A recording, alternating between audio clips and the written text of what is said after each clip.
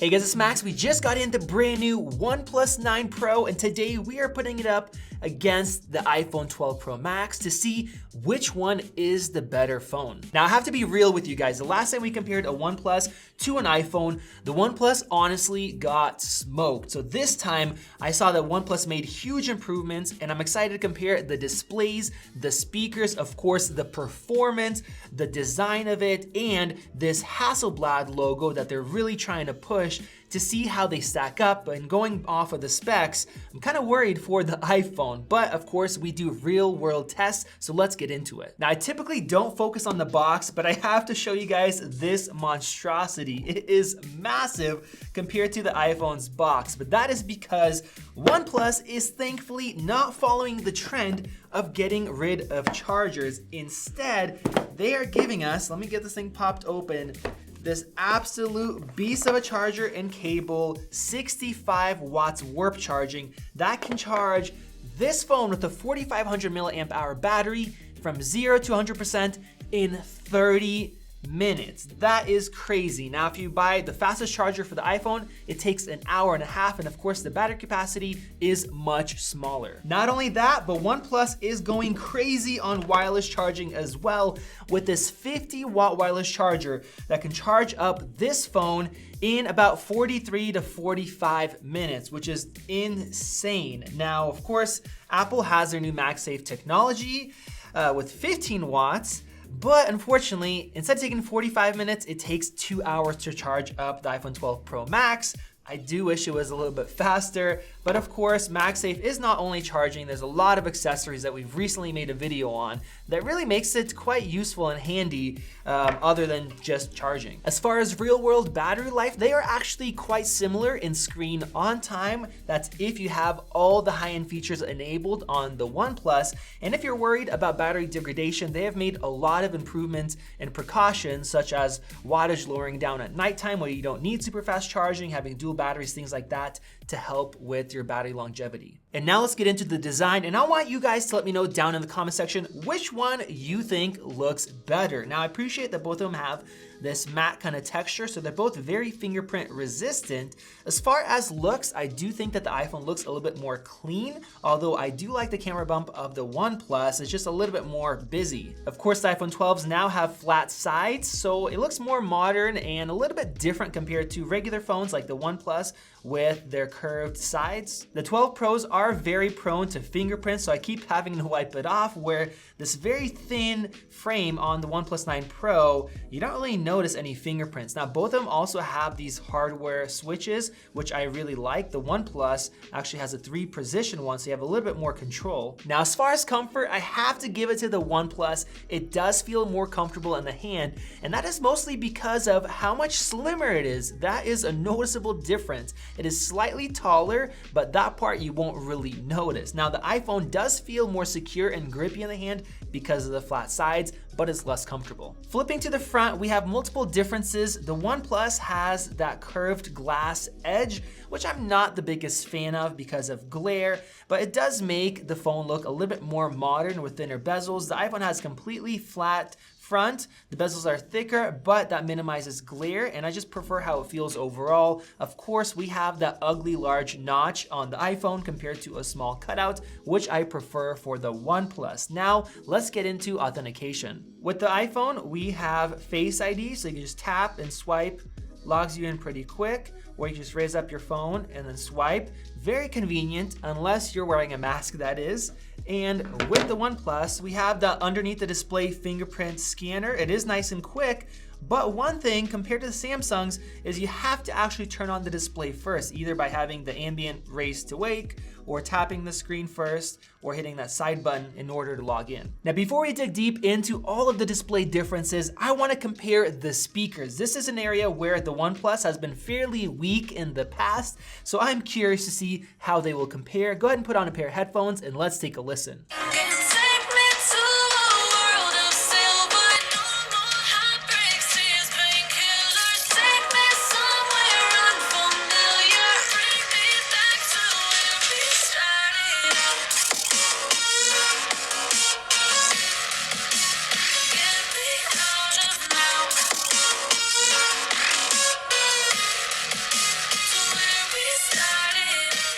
All right, guys, let me know your thoughts down in the comment section below. And I have to say, wow, that is a first. In the past, the OnePlus phones were always quieter than the iPhones, and they were much flatter, not very rich. This time around, the OnePlus is definitely louder. The mids sound a little bit more rich. They really stand out. The iPhone does have a little bit brighter highs and a little bit more low end, but it definitely is quieter. So this at least has to be a draw. And if I had to choose one phone over the other in terms of speakers, it probably would be the OnePlus. And now let's get into the displays. The first thing that you will notice taking a look at them is the white balance difference. So I do have True Tone turned on the iPhone. It's on by default, but the OnePlus actually does have its own mode. They call it Comfort Tone, so we can go ahead and turn that on to make it slightly warmer. Now, the next thing that you probably won't notice, but I do, is the difference in detail. The OnePlus doesn't look as sharp as the iPhone, but that is because out of the box, it is not set to the highest resolution. It's just set to 120 Hertz. So, but you can actually go in here and switch it to QHD, and now we have a very sharp display. That text looks super crisp. And at the same time, not only does everything look really nice and detailed, but we're still running at 120 Hertz, so you can run both. But it gets better than that. Not only can everything be super smooth, it can also drop down to 1 Hertz, 1 FPS refresh rate, and that way, when you're just sitting here like this, it is saving battery life, which is awesome, whereas our iPhone is always stuck at 60 frames per second. As far as viewing angles, they are very close. The OnePlus might be slightly better, and if we go ahead and max out the brightness, the iPhone is brighter, but not by as much compared to the Samsungs that we tested in the past. So those kind of limit manual brightness by quite a bit. Now, of course, if you set both to auto brightness, they'll be right about the same. And now for the biggest screen test, let's take a look at some HDR video. The OnePlus has always struggled in this category. It was very flat before. So let's make sure we're playing HDR, and look at that. We also have 4K 60 HDR capability. I think the last time we tested out the Samsung, it was at 1440p. I'm guessing that's been updated now. So both are gonna be playing back 4K 60. It looks like as far as brightness, they look almost identical. It's hard to tell a difference. And as far as sharpness and detail, both look amazing. That's probably because they're both playing back 4K 60. Contrast looks excellent on both. It looks like the iPhone is just slightly warmer, but this must be the closest HDR shootout that I have seen yet. They look, if I couldn't see the phones themselves, I wouldn't be able to choose which one is which. So shout out to OnePlus, because it's no longer a dimmer, flatter, uglier looking HDR experience. Both look fantastic. And now it's time to get into performance, and we're gonna start out by doing a 5G speed test. Now, the OnePlus 9 Pro does have Qualcomm's latest X60 modem, so that is faster than what Apple offers. But in our last test against the Samsung S21 Ultra, the iPhone for some reason was still faster. I thought it could have been antennas. So let's go ahead and pop this SIM in and let's test it out. Both phones are connected to the same exact server. Our iPhone has 2 out of 4 bars, actually now 1 out of 4 compared to 4 out of 5 on the OnePlus. So let's go ahead and hit start and see what we get. Now we don't have the millimeter wave here. We do have the low band that's great at penetrating buildings like this concrete office building that we're in right now. And wow, okay, that is a big difference. So it looks like our iPhone has 59.4 download here in this building. And on the upload side, our iPhone smoked the OnePlus. What is going on? So we have 59.4 download, 30 upload on the iPhone, which is typical, but the OnePlus has 137 and 2.5. I want to make sure that this is accurate. So I'm going to do one more test, but I'll do it on the roof and I'll run them one at a time to make sure that it's completely fair and not interfering with each other. So outside, our iPhone boosted up to 3 bars out of 4 and the OnePlus was straight up 5 out of 5 bars. And the result that we got was very interesting. The download speed was actually slightly faster on the iPhone and the upload speed was slightly faster on the OnePlus, but overall they are fairly close. And I just think I have to do more testing. Probably in our full review, we'll talk about it. I know I have some really tough spots around town that I want to see how well this does in. But overall, this just shows us that the amount of bars that show up don't really matter. And now let's put the A14 Bionic in the iPhone against the new Snapdragon 888 in the OnePlus 9 Pro. Now I will say that the version that I have does come with 12 gigs of RAM compared to 6 on the iPhone, and then it gets extra storage for a little bit more money. But let's go ahead and run our CPU test. And our scores are in, and I have to say that this is the best score that I've seen on any Android phone so far. Even though the S21 also has the same processor, this seems to be scoring higher. Now, as far as multi-core, we're seeing roughly a 15% difference. So the A14 is still a beast. It is still more powerful. And in single core, that is where the shocker comes in at about 42% faster for the iPhone. Now, the question is, do you need that extra performance? Doesn't really matter. Well, in day-to-day use, just using your phone, the OnePlus actually feels faster because of software. But if you're gonna keep this phone for 3, 4, 5 years, that extra performance is definitely gonna come in handy.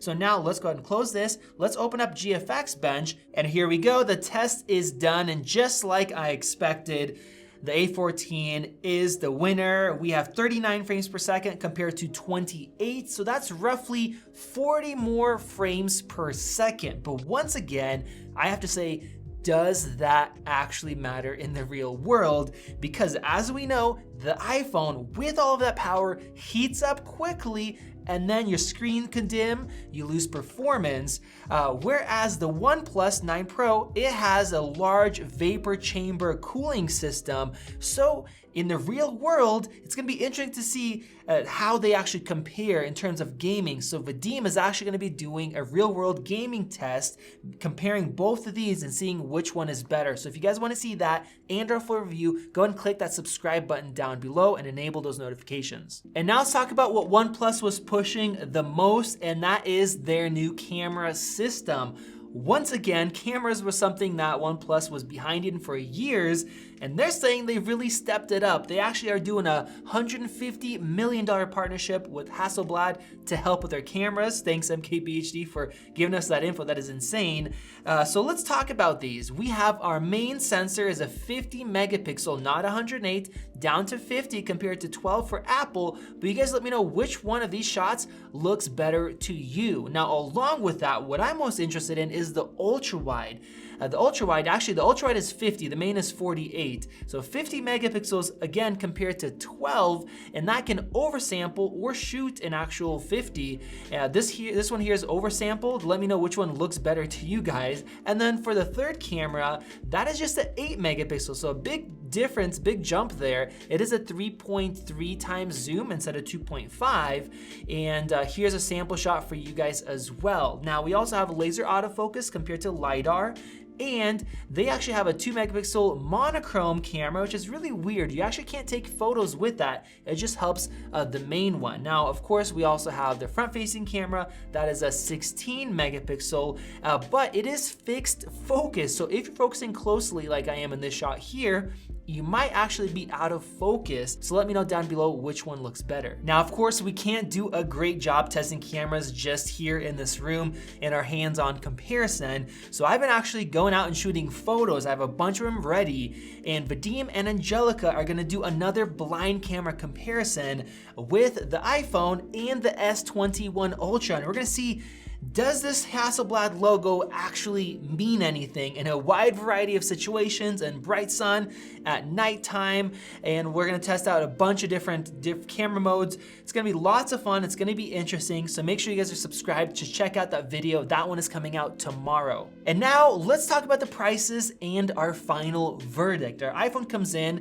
like usual for $1,100, whereas the OnePlus, they actually have upped the price. It's the most expensive OnePlus ever, but it is $1,069, a little bit less expensive, but that doesn't tell the whole story. The OnePlus does come with that ultra fast charger in the box. It also comes with double the storage and double the RAM of the iPhone for about $30 less. So you definitely are getting more bang for the buck. And with that said, if you are not locked into iOS, the OnePlus is definitely the better flagship.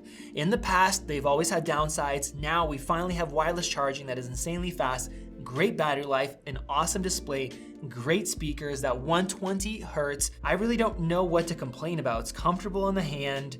I guess it really was gonna come down to the cameras, which we will see in tomorrow's video. Of course, you guys let me know your thoughts down in the comment section below. We do have links to both of these in the description. Click that circle above to subscribe and check out one of the great videos over there. This has been Max, and we'll see you in the next video.